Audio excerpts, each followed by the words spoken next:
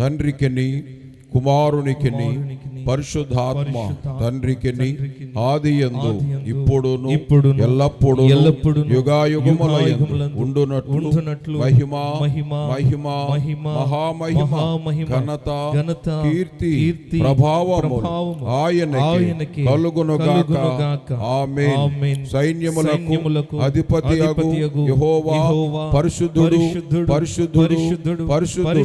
సర్వలోకము ఆయన మహిమతో నిండి ఉన్నది. ఈ స్థలము ఈ సభ ఆయన మహిమ ప్రభావములతో నిండి ఉన్నది. ఆమేన్. దైవలక్ష్ముల స్తుతి.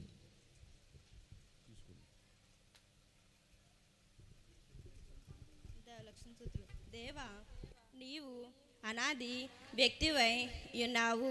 నిన్ను ఎవ్వరు కలుగజేయలేదు.